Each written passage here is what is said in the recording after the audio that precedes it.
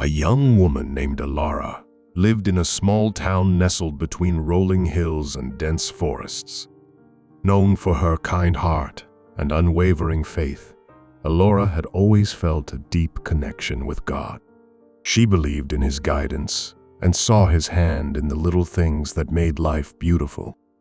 However, she never fully realized how much He protected her until one fateful year. The year began with promise and hope.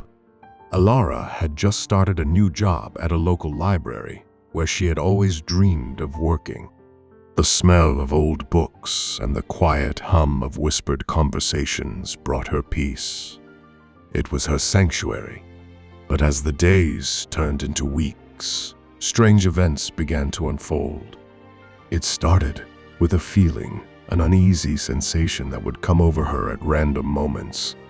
Walking home from the library one evening, she felt a chill that had nothing to do with the weather. The path she took was familiar, winding through the outskirts of the town where the trees cast long shadows in the fading light. But that evening, something felt off. The air was thick with a silence that pressed in on her, and the hairs on the back of her neck stood on end. Alara quickened her pace, her heart pounding in her chest. She didn't know why, but she urgently needed to get home. As she rounded the last corner of her house, she spotted a dark figure standing near her front door. Her breath caught in her throat, but before she could react, the figure turned and walked away, disappearing into the shadows. She stood frozen for a moment, her mind racing. Who was that? And why had they been standing outside her home? She glanced around, but the street was empty. Unease settled over her like a heavy blanket as she hurried inside, locking the door behind her. The next morning, she found a crumpled note on her doorstep. The message was simple: stay away. It was unsigned, and the handwriting was unfamiliar. Fear gnawed at her, but she decided not to mention it to anyone. Instead, she prayed, asking God for protection and guidance. As days passed, her unease grew. Every time she walked home, she felt as though she was being watched. The figure by her door never reappeared, but the sense of danger lingered. Alara also started noticing other strange occurrences. At work, books would fall off shelves when she was alone in the stacks. Lights flickered unexpectedly, and she often found herself glancing over her shoulder, expecting to see someone there. One evening, as she was leaving the library, she noticed a man sitting in a car parked across the street. He was there every night, always in the same spot, watching. Panic welled up inside her, but something kept her calm. A quiet voice in her heart reassured her that she was not alone. That night, as she knelt by her bed, she prayed harder than she had ever done before. She asked God for protection and for the strength to face whatever was coming. She felt a warmth spread through her, a comforting presence that seemed to wrap around her like a protective cloak. It was then that she realized God had been watching over her all along. The next morning, Alara awoke with a strange sense of peace. She couldn't explain it, but she felt different, stronger. As she left for work, she noticed something she hadn't before, a small white feather lying on her doorstep. She picked it up, turning it over in her hand. It was soft and delicate, yet somehow it made her feel safe. Days passed, and the strange occurrences began to fade. The man in the car stopped appearing. The unsettling feelings lessened, and life began to return to normal. Alara smiled again, laughed with friends, and enjoyed her work.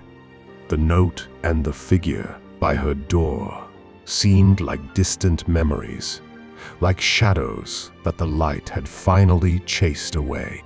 One day, while reorganizing a section of old religious texts at the library, she came across a passage that caught her eye. For he will command his angels concerning you to guard you in all your ways. The words struck her deeply. She realized that God had indeed sent his angels to watch over her and protect her from the unknown dangers that had threatened her. Looking back on that time, Elora understood she had never been alone. God had been with her, guiding her, protecting her, even when she didn't realize it. The fear she had felt, the danger looming over her, had been real, but so had God's presence. He had surrounded her with his love, protection, and angels, ensuring that no harm would come to her. Elora's faith grew stronger after that. She knew that no matter what challenges she faced, God would always be there, watching over her, guiding her steps, and keeping her safe.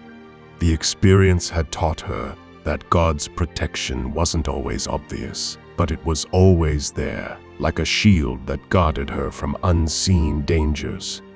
Years later, when Elora looked back on that chapter of her life, she smiled, knowing she had been blessed.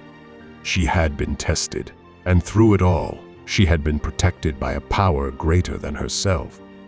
And now and then, when she felt uncertain or afraid, she would find a small white feather, a reminder that God was always near, always watching, always protecting her.